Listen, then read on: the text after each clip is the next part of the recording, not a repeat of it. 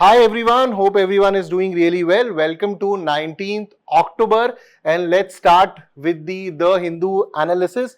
And first of all, we've got the feedback, that the mic was not working. So we have worked on the mic and hopefully the voice would be very much clear. We have tested from our side and many students said the pace, the problem of pace was coming because you were not able to hear me.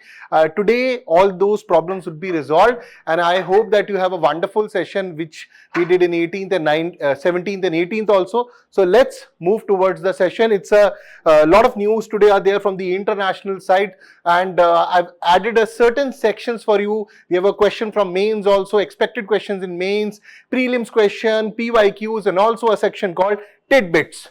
So moving further, so today we see the important news for today is first of all the news coming from the charges framed by US against Vikas Yadav, which is also known as CC1, against the attempted assassination of Khalistan, separatist, activist, terrorist, whatever you want to call him, Gurpant Singh Pannu. So US charges Indian citizen Vikas Yadav in murder for hire plot against Pannu. And what is the current resurgence in the Khalistani movement? PM Modi to attend BRICS summit, and the BRIC background will also go, which starts from 2006, 2009 and 2010. House panel to study armed forces preparedness from non-kinetic warfare, and specifically some important statements have come from leader of opposition Rahul Gandhi on this. So that is very much welcome, and specifically coming on what is non-kinetic warfare, what is kinetic warfare. We'll also talk about it, 5GW, hybrid warfare, which is in the news. Hamas chief Yahya Sinwar death as beginning of the end of Gaza war. So Benjamin Netanyahu has said that killing of Yahya Sinwar is not the end of the war, but it is the beginning of the end of the war. Of Gaza war. Karnataka launches AI-powered digital assistant for teachers. We'll also talk about it. Some very and positive news coming from Karnataka on AI. Editorial will be covering improving weather forecasting in India with mission Mausam, which has been launched in September 2024 with a budget of 2,000 crore. And the ministry which would be handling is Ministry of Earth Sciences with its 3 important departments, including IMD. Then finally, we'll have important tidbits, then moving to MCQs and PYQs, and I've also added extra mile for those questions, extra mile for those students who want to go extra mile and read and complete some other articles also. So this is the entire thing which we would be covering on 19th of October. So let's start with the first important news. US charges India citizens in Pannu murder plot. So this is the person which you see. This is Vikas Yadav, murder for hire, conspiracy to commit murder for hire, money laundering conspiracy. So multiple charges has been put against him. Vikas Yadav is also known as CC1. So the story goes like this, that Vikas Yadav was, this is as per the Americans, that Vikas Yadav was working for RAW under the cabinet secretariat, and he hired a person, Nikhil Gupta, whom he asked that you find someone as a hitman who will eliminate Gurpant Singh Pannu, and for this was the entire scheme he plotted, and he also gave the address, phone numbers related to Gurpant Singh Pannu to Nikhil Gupta, which later he could have used for the assassination once he would have hired the hitman. But eventually this scheme could not work and the American agencies got hold of this entire program. Obviously, this is all from the American side. So, Vikas Yadav, an Indian citizen, has been charged with directing a murder for hire plot to kill Gurpant Singh Pannu, and he has hired Nikhil Gupta. Now, Nikhil Gupta is already he is already now in Brooklyn. He was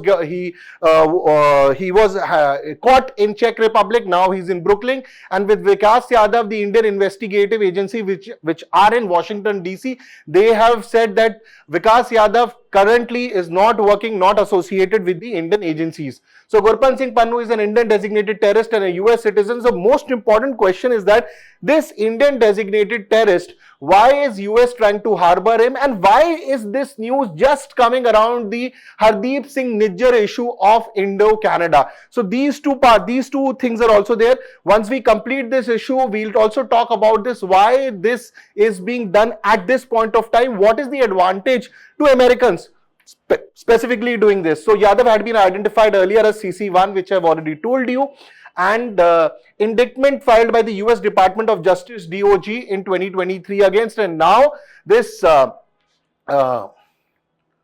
let me just show that to you. The wanted by the FBI notice we can also see.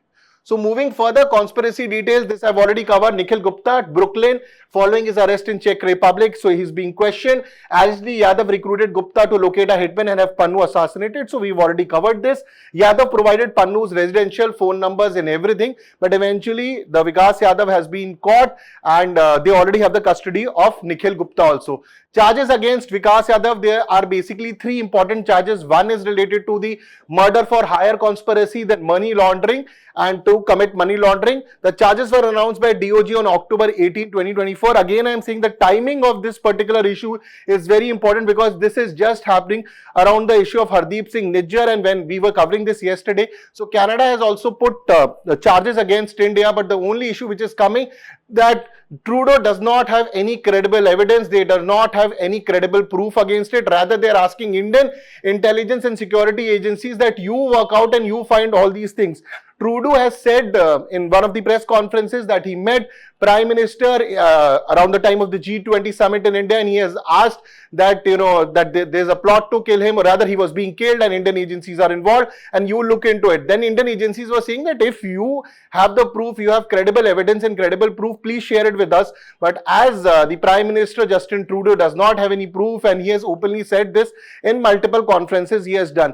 Rather, a video has also come out in which Gurpant Singh Pannun, who is a designated terrorist from India, he has categorically said from the last 2 years or more than 2 years, he has been in direct touch with Prime Minister Justin Trudeau and his office and sharing intelligence with him. So a person who's a designated terrorist from India's side, he himself on the camera or on the video is saying that he is directly involved in talking with the Justin Trudeau. Now everybody knows the response which went from the Indian side or the External Affairs Ministry, in which he is told that this is a preposterous what Canada is saying, and this is basically being done because the ratings of Canada are coming down. So this we had covered earlier also, so I just wanted to give a summary of what has happened from the Canada side, and now Americans are also using this issue. So there's obviously a geopolitical leverage they want to use against India, since now the BRICS summit is coming, and every time a summit is trying to happen, this happens. When Modi was in the New York, he was meeting Biden at that time. Then also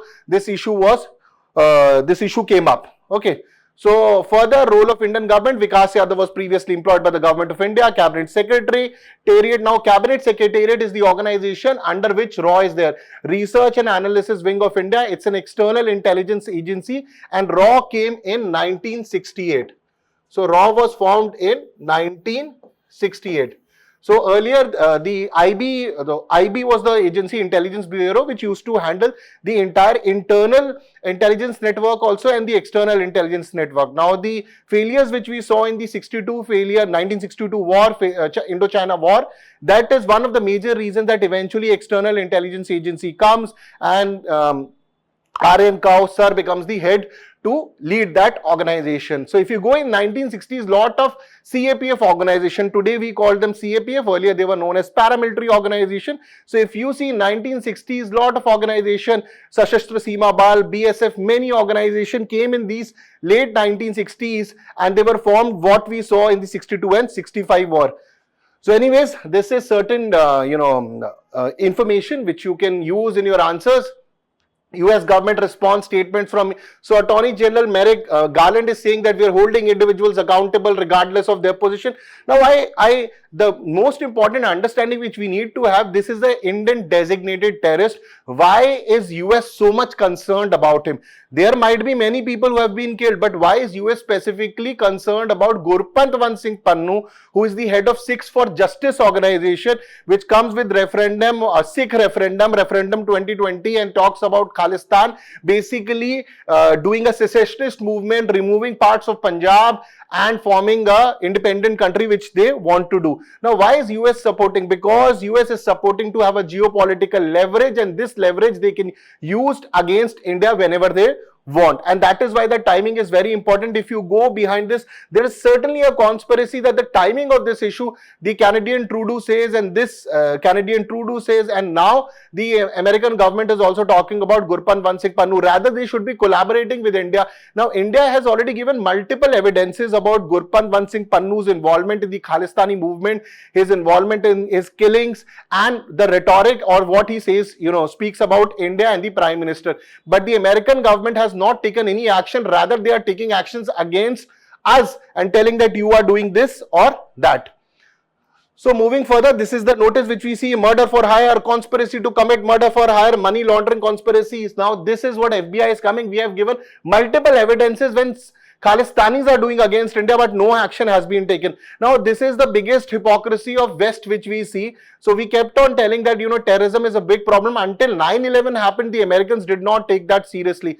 Similarly, we also told them told through the intelligence, and Canadians had the intelligence in 85 that a major bombing can happen, but they did not adhere to it, and eventually the 1985 Kanishka bombings happened, and Babbar Khalsa was responsible for it. If you go in detail, the checks, there were so many security lapses, and eventually that led to the 1985 Kanishka bombings. So diplomatic context, impact on Indo-Canada relations. We are currently seeing the Indo-Canada relations are hitting rock bottom, and I hope that no economic sanctions start on each other, because that would not be good for India. Number of students are studying in Canada, which give millions of rupees, millions of money to run the Canadian economy. Rather, they contribute to the Canadian economy. So see, the relationship between two countries economically, diplomatically, currently is hitting rock bottom, specifically diplomatically, not economically as of now, but it should not happen. So most of the people, most of the articles are talking about, if there is a change in the prime ministership of Canada, things might change. People from Trudeau's own party are talking about that he should step down, because he is destroying, and the current relationship between India and Canada are coming down. They are coming to rock bottom. So this is what it is. This is the conclusion, and let's see, the Vikas Yadav news has also come in this news. The Vikas Yadav, it was also earlier in 2023. Now the actions has been taken, but again the same point. The timing is important. Americans want to use this as a political leverage, as a geopolitical leverage, and they are talking about their American citizens. Many American citizens have been killed. But why is that they are so much concerned about a person who is involved in secessionist movement, who is involved in Khalistan? That is what the Americans need to answer. Okay, so the question again, the timing and the geopolitical leverage. America wants to use this geopolitical leverage against India. Specifically, you will see that all these issues will come whenever there is a major meeting happening. Now, BRICS summit is happening. The Prime Minister would be going there. Russia is there. China is there. South Africa is there. The expansion of BRICS has also happened. And there are around 11 countries now in BRICS. And we are also talking about that there should be expansion of BRICS for the Southeast countries like Thailand, Myanmar, and other countries. Now, in this context, if all these groups starts building up, be it BRICS or be it the groups like Shanghai Cooperation Organization, this is something which Americans definitely will not like, and that is why they want to use Khalistan and other issues like geopolitical leverage to tarnish the image of India being a terror country, or engaged in some part of our organization are engaged in some terror attacks. Though we have been the country which has been attacked by so many terror attacks from Jammu and Kashmir, and many of those agencies, be Jaish-e-Mohammed, Lashkar-e-Toiba, Hizbul Mujahideen, all these funds they got these funds from Pakistani army and the Pakistan ISA, and Pakistani army and ISI used to get majority of their funds. They are still getting around $450 million for upgrading their F-16s. And if I am not wrong, in future we might see that these F-16s used by Pakistan to attack Iran, if something what happens. Again, let's see what happens there. But the funds which they got in aid to actually Pakistan to eliminate Al-Qaeda and Osama bin Laden. Everybody knows where was Osama bin Laden when he was assassinated. He was in Abbottabad, which is around some kilometers from Pakistani military academy. So we very well know who was supporting whom and how this money which was coming in aid, how it was reaching the terror agencies like Jaish-e-Mohammed, Lashkar-e-Toiba, Hizbul Mujahideen, and then the attacks were being done on India. So when Americans talk about this, when American talks about this, Canadians talk about this, this is a big time hypocrisy which they do. Now coming to the status of the Khalistani movement today. So I'm not going into the past of Khalistan movement, how it starts with Anandpur Sahib resolution, the rise of Bhindranwala, the Congress support to it. Rather, the Congress is not doing something about it. They are thinking that rise of Bhindranwala can be used against the demolition or the rise of Akalis there. He can be used as a vote bank, and eventually Bhindranwala becomes strong. Many assassination happens, and from a leader he becomes a saint. All this happens in 1984. Operation Blue Star happens. We see what happens in the Golden Temple, and after that, after the operation, Indira Gandhi got assassinated by two of her bodyguards, Bian Singh and Satnam Singh. She's assassinated by the Sikh bodyguards, and then after that the anti-Sikh riot starts. So we have seen all this. Now today what I want to talk about is that when these if I go deeper in the Khalistan issue, we would need to have a separate session on Khalistan for around 2-3 hours, so I can't go into that because it's a current affairs session, it's the Hindu analysis session, but I still want to give you a background. So today we see that the Khalistani people, around at the time of 84 and 85, after the Operation Blue Star and after the Indira Gandhi assassination, the militancy in Punjab increased. And later on, Operation Black Thunder was also done. If you've heard about Operation Black Thunder, there's a relationship of Operation Black Thunder and Ajit Doval sir also. You can read and you can mention in comment section if you know about him, what was his role. Now this around this time from 85 to the early 90s till almost till 1996, there is a huge amount of militancy which increases in Punjab.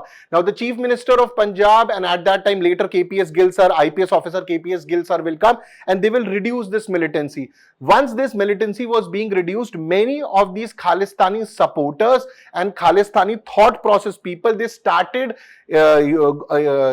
going out of the country and they started searching other countries where they can run their ulterior motives and agenda. So the countries they basically go for are Canada, America, UK, Germany and Pakistan. So these are the countries: Germany, Pakistan, UK, Canada and the America. America has Sikh for Justice there.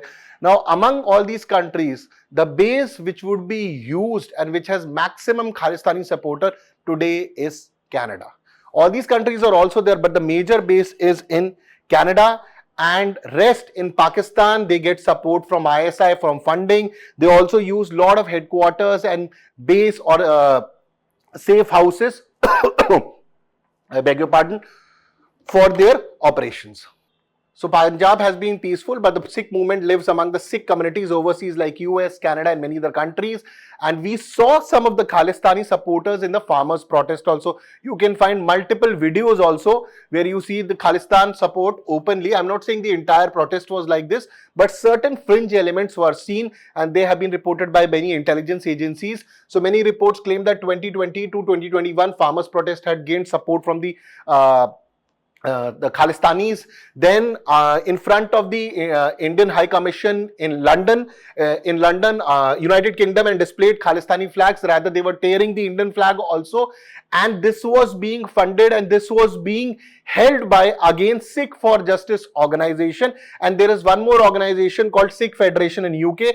Out of all countries, Canada has become the most important base where all these things are happening. So they are thinking to revive this movement. The reason is also simple to do it, because first of all, the funds which Khalistanis have a lot of funds. They don't have a problem of funds.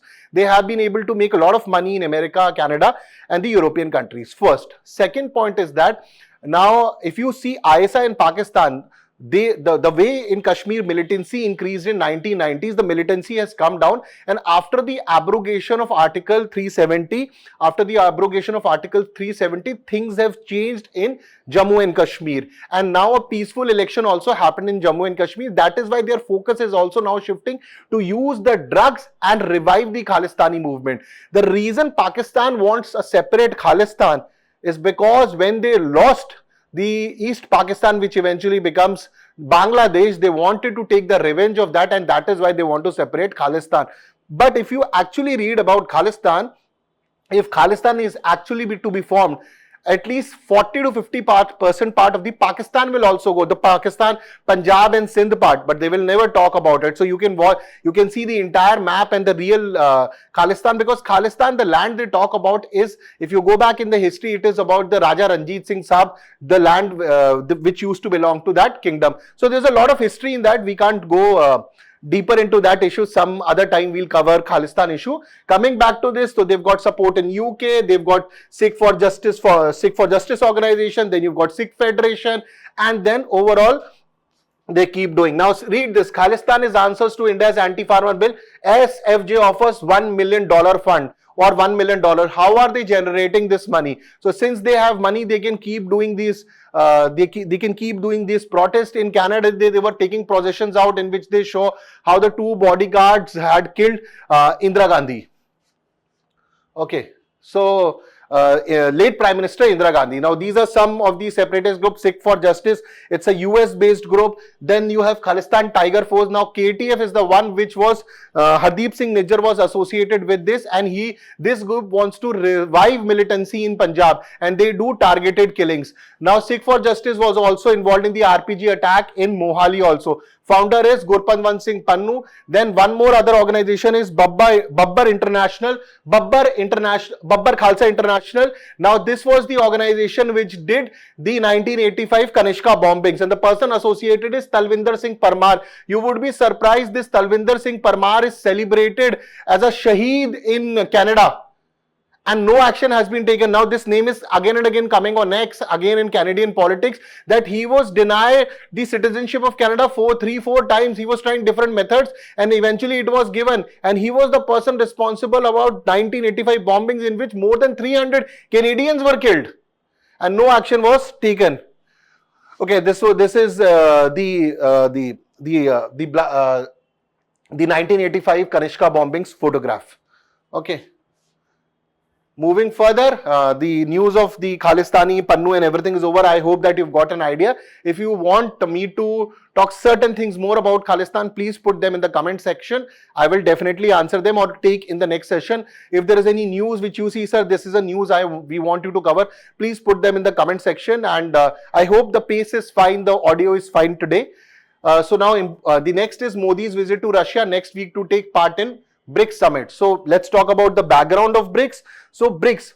So when does the BRICS start? So if you talk about informal meeting, the first informal meeting of BRICS happens in St. Petersburg, Russia. It's 2006. A G8 meeting is happening, and on the sidelines of that, a BRIC meeting happened. Till that time, it is not even BRICS. It is BRIC, B-R-I-C. So it is only BRIC.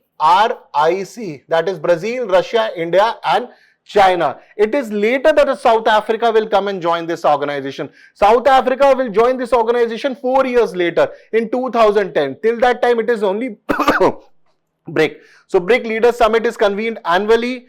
15th, okay, we are also talking about the annually. Now 15th BRICS Summit happened in South Africa, and 16th is happening in Russia. So 16th is happening in Russia. It is happening in an area called Kazan, and 22nd and 23rd October, Prime Minister Modi would be participating in it. So again, the formation, I started with the formation of BRICS, my bad. So initially it was BRIC only, and it was happening on the sidelines of G8. Now it is G7 because after the Crimea attack, G8 became G7. Russia was removed out of the G8. Now, this was later formalized into first BRIC foreign minister meeting in New York in 2006. In 2009, the first BRIC summit happens, in which it happens in Russia, Yekaterinburg. That I think that is the pronunciation for it. If you have a better pronunciation, you can always tell me. So, it happens in Yekaterinburg, and in 2010, South Africa joins, and then it becomes from BRIC to BRICS. Otherwise, from 2006, when it was an informal group, and prior to 2010, South Africa was not part of BRICS. So this is something, the background information. Now, this is the place where the first BRICS summit happened in 2009. Yekaterinburg, Sverdlovsk Oblast, Russia. So this is a factual information if it comes, and I've given you a map so that you can remember this. Now moving further, PM Modi to attend BRICS summit. So BRICS summit is happening in Russia, and obviously on the sidelines of issue, there would be a lot of things which would be discussed in BRICS, and most importantly, the Russia-Ukraine war and how so much sanctions has been put against Russia and many countries. Expansion of BRICS would also be in the news, would also be on the table to discuss it, specifically getting Southeast countries in BRICS and strengthening these groups by strengthening, like for example, if we talk about Shanghai Cooperation Organization, the important countries in that SCO is China. When we talk about BRICS, now though obviously Russia, India and China is there, but Russia has too much stake when it comes to in BRICS. They have a bank also called New Development Bank. Okay, so he'll be there on 22nd to 23rd, 2024. He's expected to hold bilateral meetings with counterparts from BRICS countries, and lot of information, lot of data eventually will come out. We will definitely be covering in the analysis.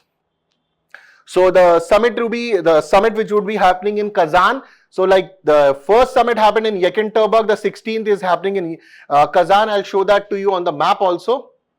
So this is Kazan, Republic of Tatarstan in Russia. This is the place.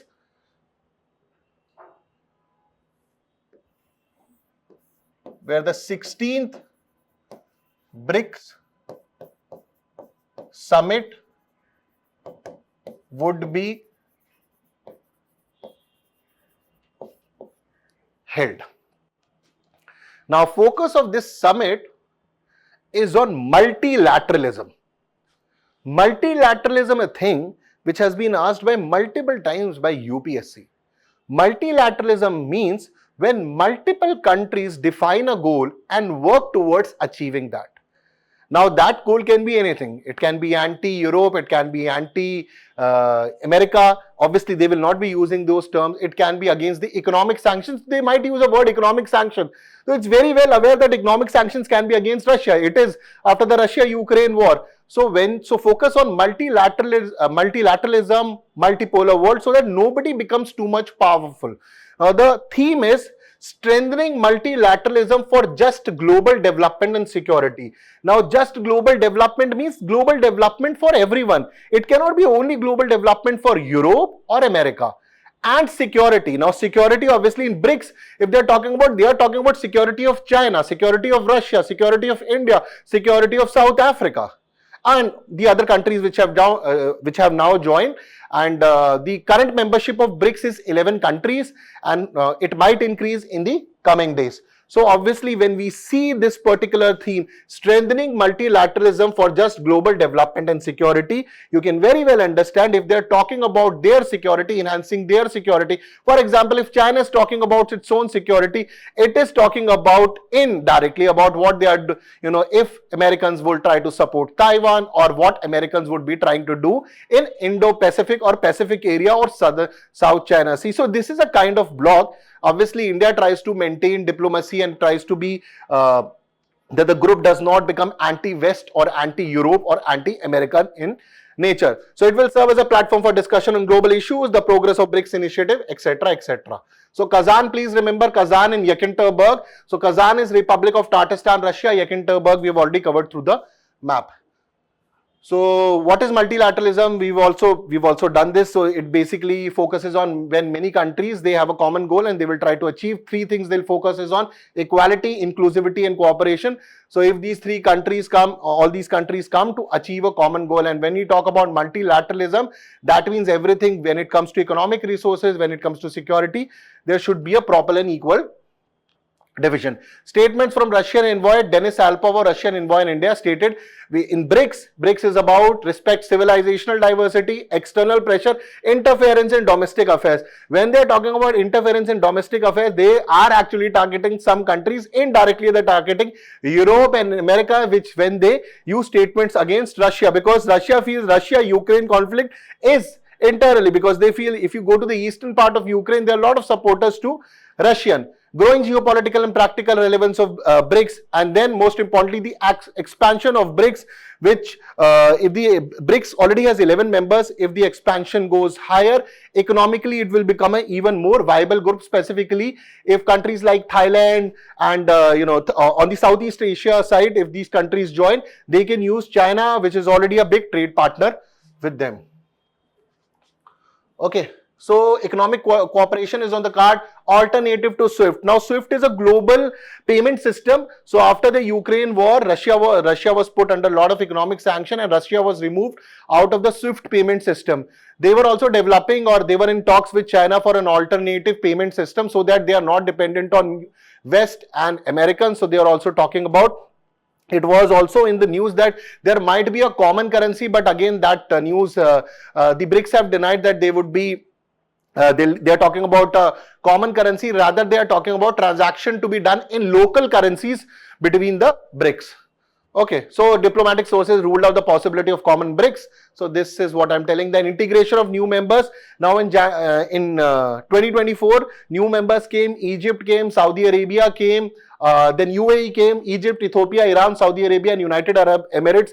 Now, if you see which are these countries, these are West Asian countries. Now they also have a very important relevance in West Asia when Israel, Iran, and all these wars are happening. Now they have become part of BRICS, and that is why the importance of BRICS again increases a lot, and that is why you can feel that this again Gurpant Singh issue, Nijjar issue is just happening before this and trying to create a pressure of India that if you are going to this summit, hopefully you will not pass any statement against us. So they are trying to use this as a global geopolitical leverage against India. So diplomatic contested summit timings coincides with between India and China. Obviously there are issues, but we are working on it, and I personally feel that that the relationship there right now, it has not been confirmed that a meeting can happen between Xi Jinping of China and Prime Minister Modi, but there are chances it might happen. De-escalation and has already started, de-escalation and disengagement has already started on the Indo-China border, specifically in the Galwan area where the clashes started in 2020. So that's a positive development. So there are certain areas like Depsang is an area where still issue is there. So over a period of time, we'll be able to resolve it. So emphasis on multilateralism is there, inclusion of new members, and there is an issue, the tussle is going between India and China. Hopefully something positive will come out of the summit also.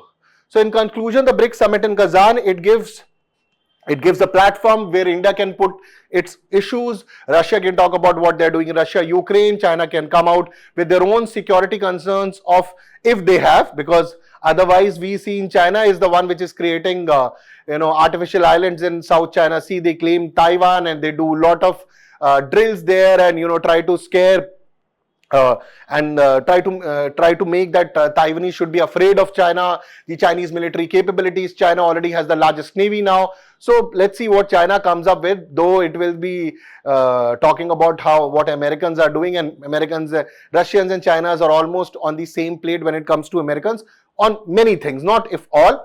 So PM attendance reflects India's ongoing engagement with the group and how he would be able to interact with Xi Jinping of China and come out with some solutions if they can come. And obviously a lot of international issues, Russia, Ukraine, Israel, Palestine, Israel, Hamas, Israel, Hezbollah, and finally Israel, Iran issues. These would also be on the plate apart from a lot of economic issues and the expansion of BRICS. And if the expansion of BRICS happens, that would be definitely a good news. Already we've got a lot of West Asian countries like Egypt, Saudi Arabia, UAE, Ethiopia. So if these countries are joining us, so that would, they've already joined us. So this already says that BRICS is expanding. Like we talk about NATO having 31, 32 members.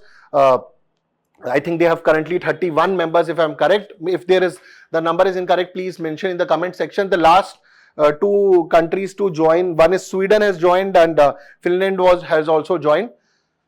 Okay, so moving further, now the next news is House panel to deliberate on India's readiness to deal with non-kinetic warfare. Again, a very important news. So moving further, House panel to deliberate on India's readiness to deal with non-kinetic warfare. So Parliament Standing Committee, this is a very positive news that the Indian Parliament is talking about. Rather, this committee is talking about on defense has selected armed forces preparedness for hybrid war as part of the 17 subject for deliberation. And most importantly, positive comments have come from the leader of opposition, Shri Rahul Gandhi ji, and he has spoken about that, generally we see that these comments come from many other people, but it has come from the leader of opposition.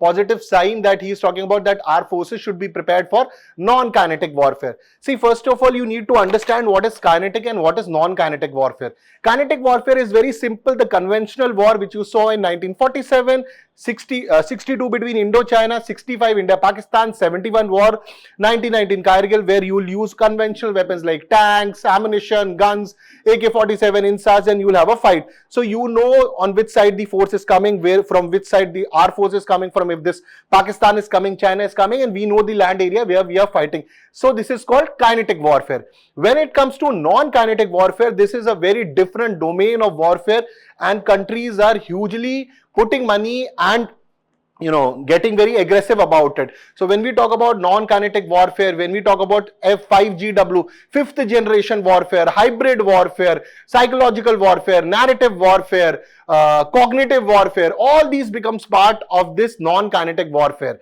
Now, when I talk about non-kinetic warfare, I can use cyber actions. I can do cyber warfare, probably destroying some countries' nuclear establishment.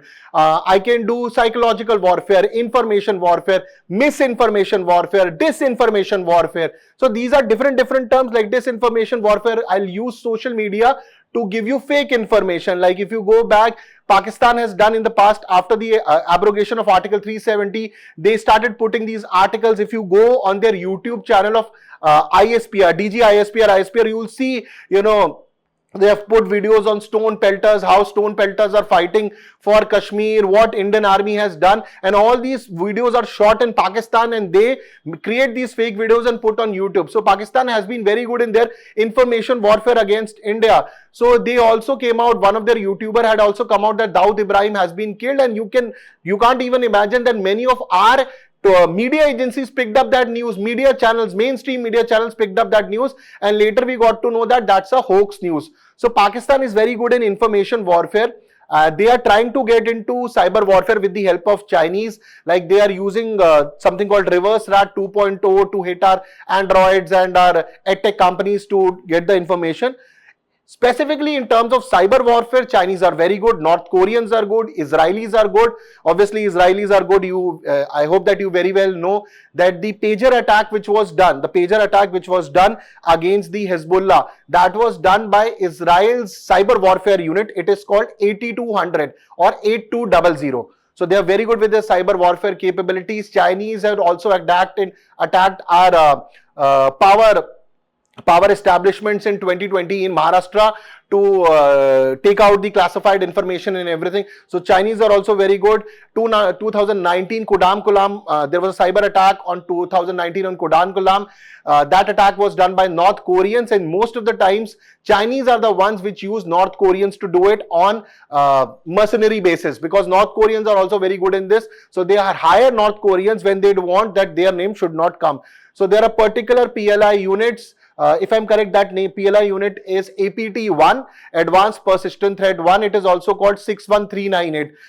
Whatever I remember, it's APT1. So Advanced Persistent Threat is something like that. It's like a malware or a virus. It will sit in your computer, and once the owner of that malware wants, it becomes active and it starts sending, starts getting all the information of the system and starts sending to the original owner, and so your systems and computer, everything is compromised. So advanced persistent threat, it is persistently sitting in your system and it will be feeding off all the classified important information and keep sending it to the Chinese authorities. So Chinese have been very good. They are very good in cyber espionage, cyber warfare, cyber sabotage capabilities.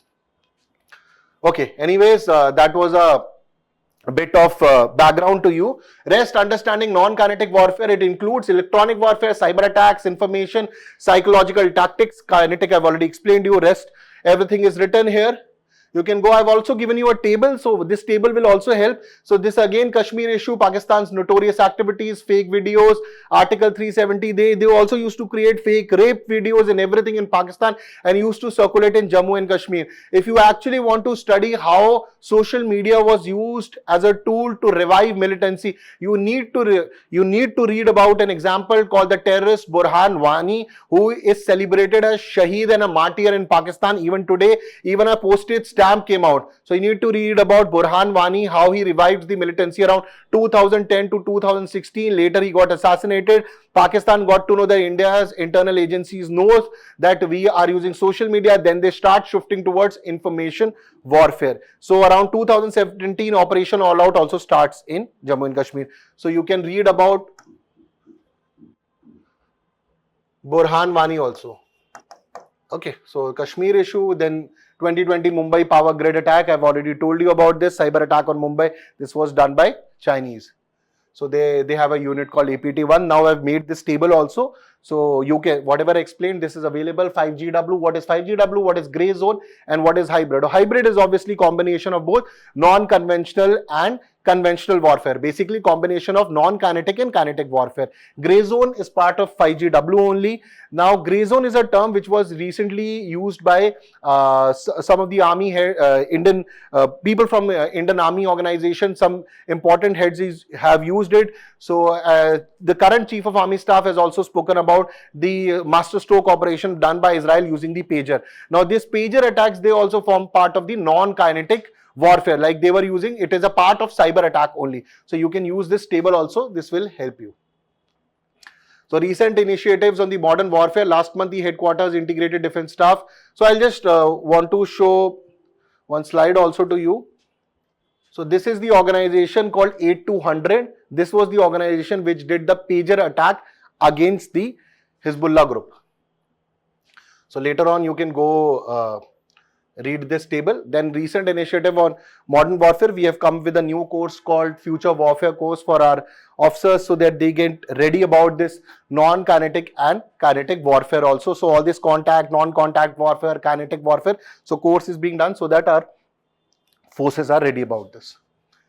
So this is eventually the conclusion is that our forces are getting ready, and the seriousness which the parliamentary committee is showing towards that is a very welcome step, and we have started taking our security very seriously. Specifically, you should always run, like in Russia-Ukraine warfare also, if you see, it is not only the conventional warfare. Russia is also used, the non-kinetic warfare also. It has done a lot of cyber attacks. It has also used propaganda warfare. Like Russia says that the Ukrainians and Zelensky, they are neo-Nazis. Okay, so they have also used all this kind of warfare in Russia-Ukraine. It is not only the conventional war which is happening in Russia-Ukraine.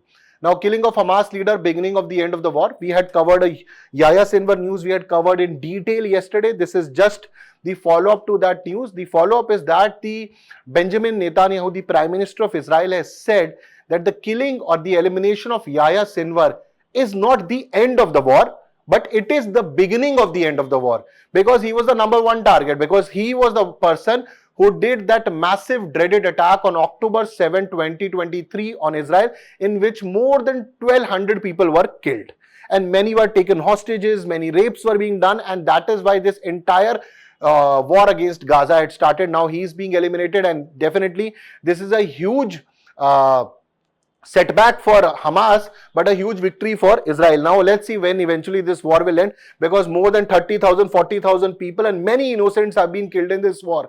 Now it's only Netanyahu and Americans will tell when this war will be coming to an end, but at least after Yahya Sinwar, there is at least a statement has come from Netanyahu that we are moving towards the beginning of the end of the war. Hopefully in the next 2 to 3 months we can see. But again, the problem which I had discussed yesterday with all these organizations, Hezbollah, Hamas, Houthis, which come under the Axis of Resistance. So Axis of Resistance is an organization which is handled by Iran. All these these are like puppet organization or resistance organization or terror organizations or military organization, militant organization, whatever you want to call them.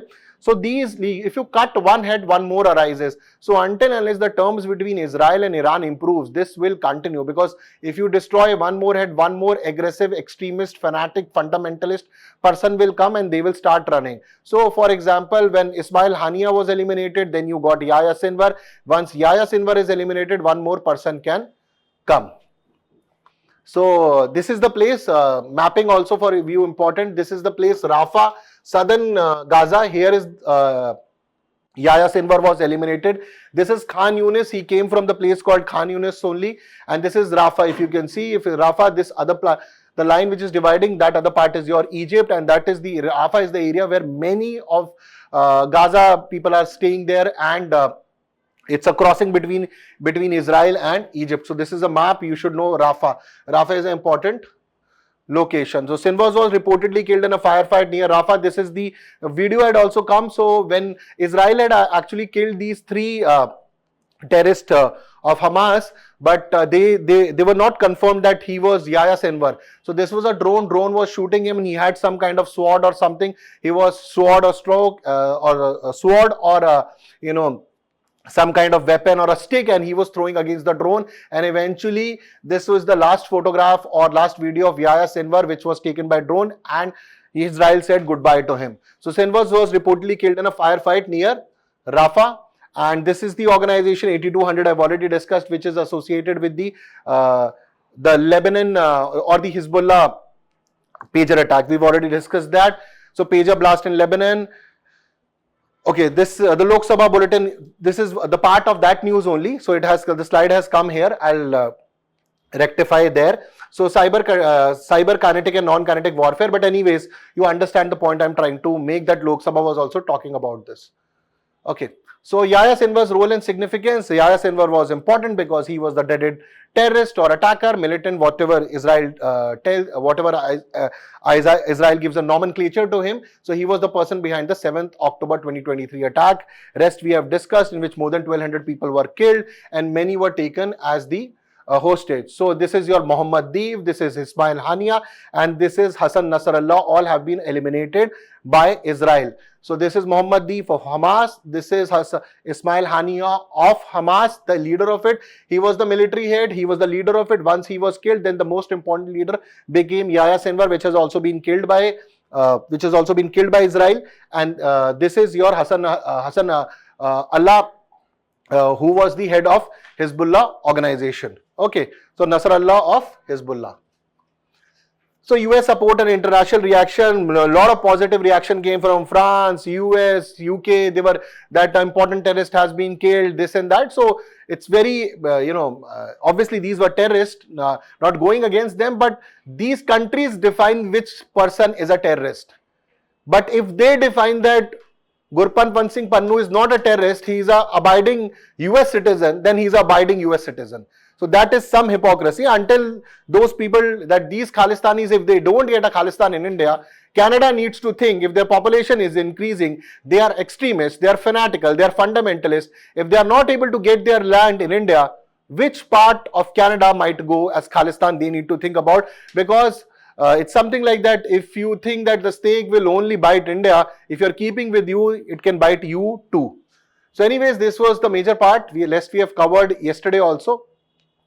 So Iran's involvement is already there. On October 1st, they had launched more than 100 missiles, and now Hezbollah is also talking about that they would be using precision guided missiles. Okay, precision guided missile. Now just imagine, how is Hezbollah getting all these missiles? Who is giving that missile? Obviously, these missiles are coming from Iran.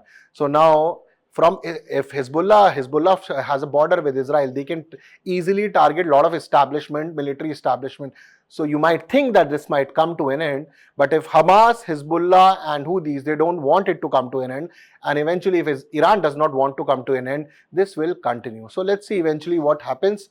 And a lot of Israelis were happy about it, but they eventually want that the hostages which has been taken in Gaza, they should be returned back.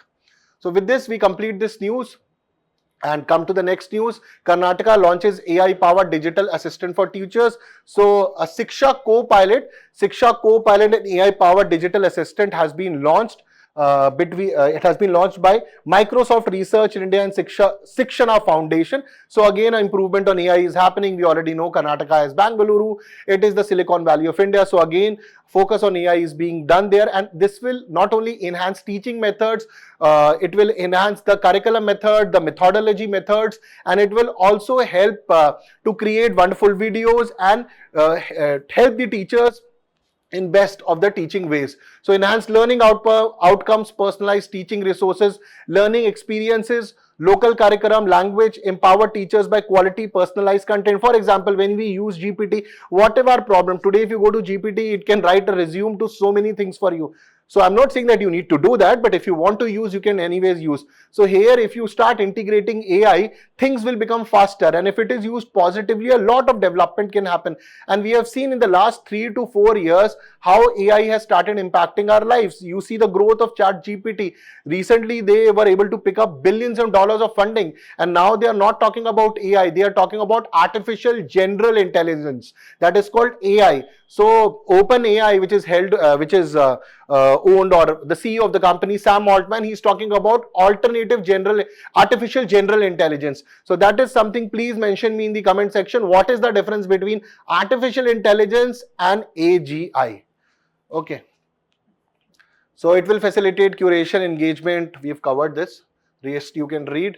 Now let's come to the tidbit parts. Tidbit is a new section which I have introduced. Like They are important news, but only to an extent of some facts. So first important news which comes is that South Koreans are saying that North Koreans would be supplying or giving more than 12,000 special officers, special military officers to Russia to fight the Russia-Ukraine war. So if North Korean soldiers officially come this Russia-Ukraine war will expand, because this would be the first time that North Korea officially or unofficially they would be directly engaged in an operation against Ukraine, and by Ukraine ipso facto they would be against West and against the Americans.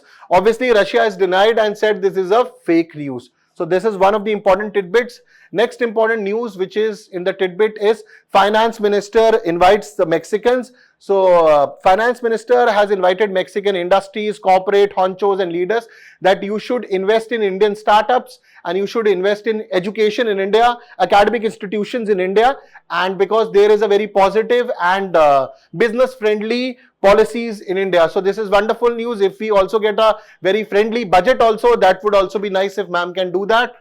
Okay. Next would be Supreme Court closes habeas corpus case against Isha Foundation. Now, obviously Isha Foundation is there. The important part is habeas corpus is in news and it has come again and again in the paper. Okay, so what is habeas corpus? It is one of the 5 writs which you can use. You can go to Supreme Court and High Court. If there is a violation of your fundamental rights, you can go to Supreme Court. So what does habeas corpus? So what does habeas corpus says? Determine the individual has been arrested according to the law and to the procedure established by law. So he has been arrested according to the procedure established by the law. And there are 5 types of writ. Habeas corpus is there, certiorari is there, prohibition is there, mandamus is there, and quo warranto is there. So I've attached a table also for you guys that you can read it once you're going through the PDF. Okay. Now moving to the next important tidbit, that is related to abduction case. Supreme Court refuses to set aside anticipatory bail given to Bhavani Revanna. Now important part is anticipatory bail. So what is anticipatory bail? It is a bail which is given even before you are arrested, and this is under the section 438 of the Criminal Procedure Code, deals with the concept of anticipatory bail. It is a direction to release a person on bail issued even before he has been arrested. Okay, so this is anticipatory bail. Now moving towards the last part of it, the editorial. I know today we have a lot of news. The Hindu was full of news today. Forecasting better India, come rain or shines. This is related to Mission Mausam. It is a 2,000 crore mission which has been, which would be taken care by Ministry of Earth Sciences under 3 important departments, including IMD, including IITM also. So Indian Institute of Tropical Meteorology, Indian Meteorological Department, and then NCM RWF, National Center for Medium Range Weather Forecasting. So Mission Mausam, launched in September 2024, is a 2,000 crore initiative aimed at enhancing weather forecasting. That our weather forecasting increases across the country. Specifically, so many tropical cyclones are coming and the weather department does not have the infrastructure, does not have the technology to predict it. That is why this funds and this project has come to start with that. So mission focuses on expanding weather observation networks, upgrading forecasting models, and they will also study the the physics of the atmosphere and include machine learning to it. So both of these things would be used, and this will definitely enhance our forecasting, weather forecasting. So key objective, expand weather observation platforms, specifically in the areas of Ahmedabad, Bangalore and Jodhpur, where we have seen certain kind of floods. India currently has 39 Doppler weather radars. So Doppler weather radars had already come in the exam. Please go and read about them. Okay, and most importantly, the cyclone risk, open access to weather data. Now, many of the researchers which are working on the weather forecasting, they are not able to get the weather data. Now that is why they are talking open access to weather data, share weather data openly to foster innovation and localized warning system. Next is enhance communication and user capacity. That means user should get actionable weather information, what is actually happening, so that it is very much usable for him. So informative videos, media guides which can come on YouTube or other sections, and most importantly good and verifiable actionable weather information. Third important thing is addressing current challenges. Now, if you see 40% of our district experiences alternating climatic hazards, and we don't have infrastructure to find why is this happening, why floods are coming, why droughts are coming. Neither we have the technology, neither we have the infrastructure to do it. So that is why this fund and this scheme has come, the mission Mausam, with a budget of 2000 crore, floods and droughts, gaps in radar coverage, limited data coverage, and most importantly, the areas around the Arabian Sea, areas around which we had covered earlier, these areas. Ahmedabad, Bengaluru, Jodhpur, Western Coast, this is the area which they want to cover. So in conclusion, if we see that this is again a very good step taken by the government. The mission started in September 2024. The non-kinetic warfare is also a wonderful step, which has been two positive news, which I can definitely talk about it in the terms that we are taking our weather very importantly. And if you see worldwide, recently there was a question in UPSC mains about tropical cyclones. If you see China was hit by cyclones, Shanghai was hit by cyclones. Now, all these cyclones have suddenly started increasing. Not suddenly, this is the impact of climate change. We should have taken an action against climate change. We did not, and hence we are suffering from it. The places, now there has been some rains in Sahara Desert also. This is all impact of climate change. Antarctic, the ice has started melting, which is again not a very good news for the countries, because again the floods will start increasing. In this way, this step taken by the government is a wonderful and a positive news that we are started taking our weather very seriously, because if all these havoc of tropical cyclones and everything comes and we don't take action, lot of properties and everything would be devastated. Now moving to the last section, question and answers. So I've covered, so this which you see, these are all PYQs which have already come in the exams, covering all the PYQs related to BRICS. Consider the following countries: Belarus, Estonia, Hungary, Czech Republic, Poland. Which of the following has borders with Ukraine? All these options are there. So answer to this question is 1, 3, 5. And you can see in the map, Russia, Belarus, Poland, Slovakia, Hungary, Moldova, Romania, Bulgaria and Georgia. Next is, this is not come, but if it comes, all the countries which surround Israel, Egypt, Jordan, though some question might have come in the past, again Jordan, Syria and Lebanon. So these are the countries. This is a Gaza Strip. It is in Gaza, southern Gaza, where Yahya Sinwar was killed, in the southern Gaza. Next question, this is related to BRICS. BRICS grouping initially consisted of Brazil, Russia, India, was later expanded to include South Africa in 2010. Correct statement. The new development bank was established during the first BRICS summit held in Yekaterinburg, Russia in 2009. So these are the statement given. First is the correct one. The new development bank was established during the 6th BRICS summit in Fortaleza in 2014. Rather, it is also known as Fortaleza Declaration. So one of the important pointers of Fortaleza Declaration was the BRICS summit. Okay, so this was 2016 PYQ. New Development Bank has been set up by APEC, headquartered of the New Development Bank in Shanghai. So these were the two. Now it was never set up by APEC. Okay, so it was part of BRIC only. Next is Fortaleza Declaration. We have already discussed the news. This was a 2015 PYQ. It was part of BRICS. Okay, rest I've covered what I've told you. With reference to grouping of known as BRICS, consider the first summit of BRICS was held in Rio de Janeiro in 2009. This is a wrong statement. It happened in Yekaterinburg. We have already covered. South Africa was last to join the BRICS among the original grouping. Yes, in BRICS they were the last. Okay, now the group members are 11. Currently the membership is 11. Okay. Now this is the question from the mains point of view. Evaluate the implication of Southeast Asian countries joining BRICS and strategic opportunities it presents amid the group's expansion.